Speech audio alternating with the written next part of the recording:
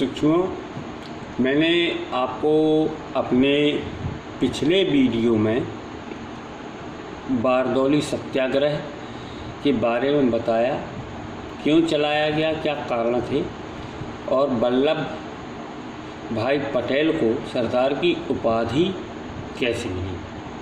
आज इस वीडियो में मैं आपको नेहरू रिपोर्ट एवं उसकी सिफारिशें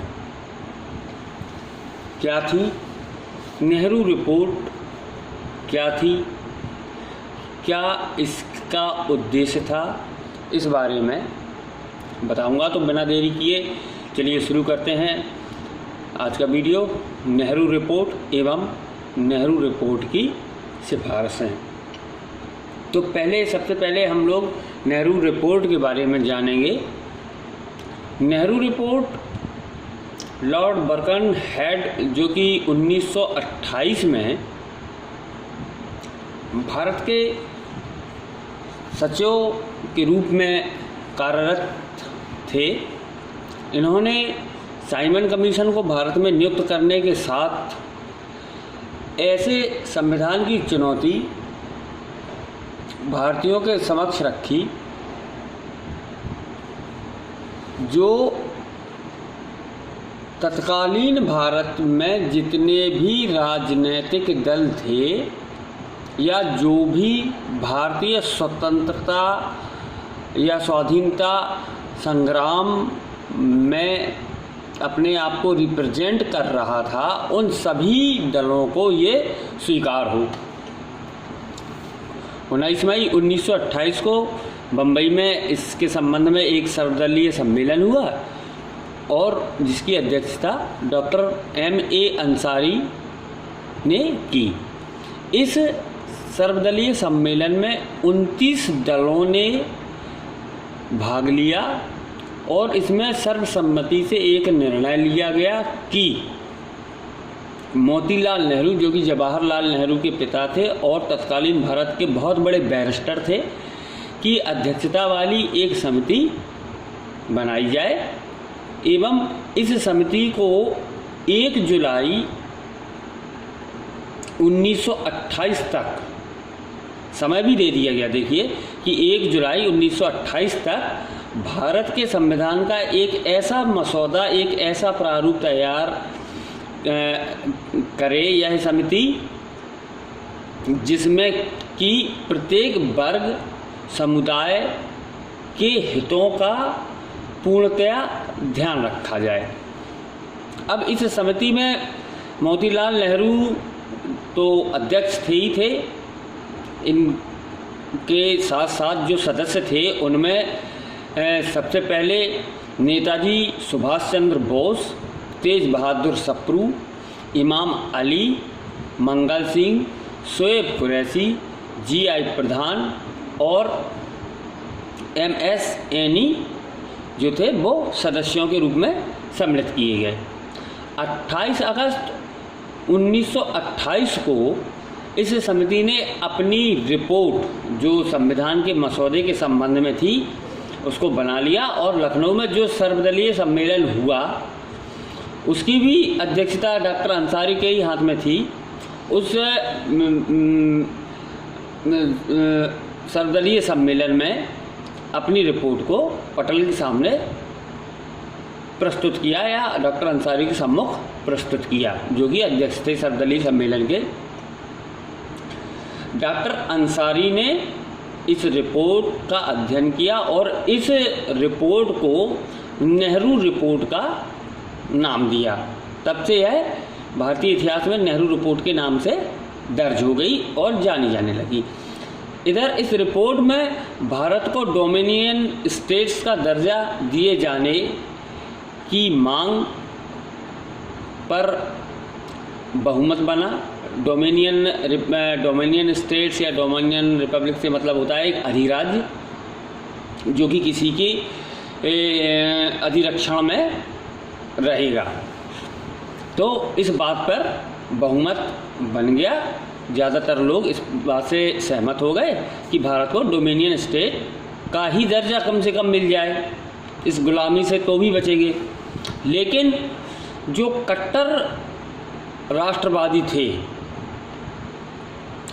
उन्हें यह प्रस्ताव बिल्कुल पसंद नहीं आया किसी भी स्तर पे। उन कट्टर राष्ट्रवादियों ने इसका भरपूर विरोध किया और सीधे से एक बात कही कि हमें डोमेनियन स्टेट नहीं, हमें पूरा गणराज्य चाहिए, मीन्स भारत की पूर्ण स्वतंत्रता चाहिए। ये जो कट्टरपंथियों का वर्ग था, इसे डोमेनियन स्टेट यानी अधिराज्य से या अधिराज्य के दर्जे से बहुत आपत्ति थी। अब इस नेहरू रिपोर्ट ने क्या क्या सिफारिशें अपनी इस संबंध में प्रस्तुत की, वो निम्नवत हैं। उनमें सबसे पहले जो था कि भारत को पूर्ण औपनिवेशिक राज्य का दर्जा मिले एवं उसका स्थान ब्रिटिश शासन के अधीन अन्य उपनिवेशों के ही समान हो। कहने का मतलब ये था कि तत्कालीन समय में जहाँ जहाँ ब्रिटिश का या इंग्लैंड का शासन था, और जैसे और उपनिवेशों में जीवन लोगों का सामान्य जीवन है, वैसा ही जीवन हमें भी मिले और वैसे ही अधिकार भी हमें मिल जाए। दूसरा था कि भारतीय सांप्रदायिक निर्वाचन प्रणाली तत्कालीन समय में कार्य कर रही थी। तो सांप्रदायिक निर्वाचन प्रणाली से मतलब था कि एक विशेष वर्ग के लोगों को ही चुनाव में भाग लेने का अधिकार था। तो इस सांप्रदायिक निर्वाचन प्रणाली को समाप्त किया जाए और इसकी जगह संयुक्त निर्वाचन प्रणाली या संयुक्त निर्वाचन पद्धति को अपनाया जाए। संयुक्त निर्वाचन पद्धति में सभी लोग अपनी सहभागिता करते हैं एवं जो संवैधानिक सुधारों का आधार बने। इसके साथ ही केंद्र एवं ऐसे राज्य जहां मुसलमान अल्पसंख्यक हैं, उनके हितों को पूर्णतया सुरक्षित किया जाए। नंबर 3, भाषा के आधार पर भारत में राज्यों का गठन हो। नंबर 4, केंद्र एवं राज्यों में उत्तरदायी सरकार की स्थापना हो। केंद्र एवं राज्यों में उत्तरदायी सरकार से आशय केंद्र में भारतीय संसद या ऐसी सदनीय व्यवस्थापिका हो जिसमें कि 2 सदन हो, कम से कम 2 सदनों की व्यवस्था हो, जिसमें हाउस ऑफ रिप्रेजेंटेटिव जो कि निचला सदन और सीनेट जो कि उच्च सदन हो। हाउस ऑफ रिप्रेजेंटेटिव में कम से कम 500 सदस्य हों। इसके सदस्यों का जो चुनाव है, उसके चुनाव का जो वोट देने का अधिकार है वो प्रत्यक्ष हो।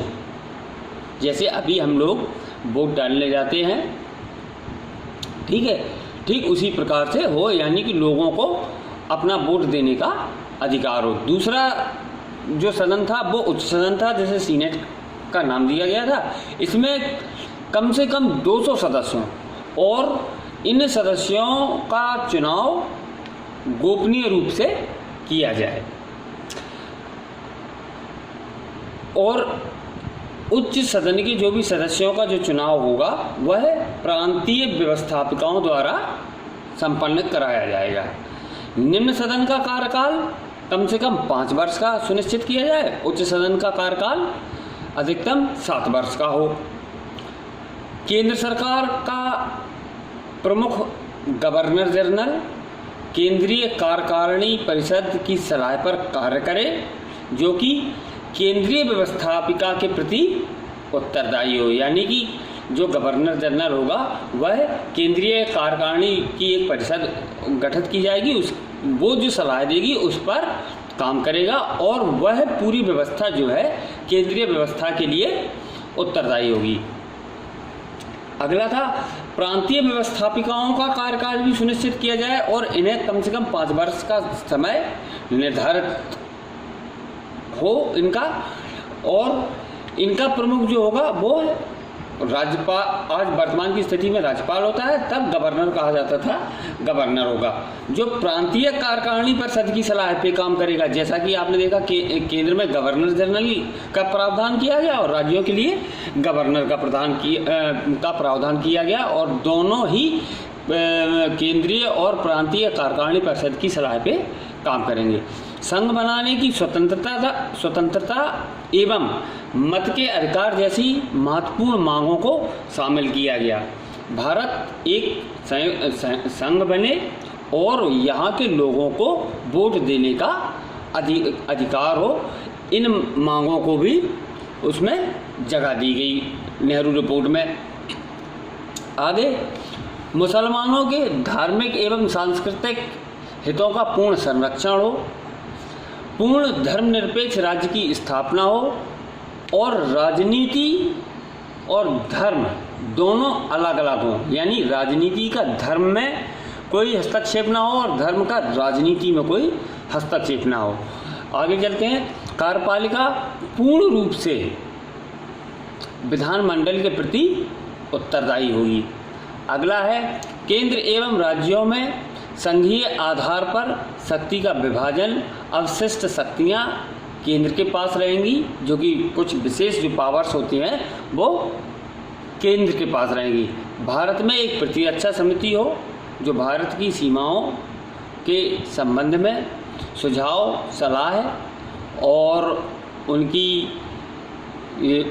सीमाओं की रक्षा के लिए समय समय पर अपने सुझाव प्रस्तुत करे। भारत में उच्चतम न्यायालय हो एवं लोक सेवा आयोग की स्थापना की जाए, जिससे कि भारतीयों को उच्च प्रशासनिक पदों पर मौका मिल सके और वह अपनी योग्यता साबित कर सके। अगला था, सिंध प्रांत जो था, जो वर्तमान में इस समय पाकिस्तान में है, बम्बई राज्य से संबंधित था, इन दोनों को अलग अलग कर दिया जाए। फिर इसके बाद मौलिक अधिकारों की मांग, जिसमें महिलाओं को समान अधिकार और अवसर की बात रखी गई।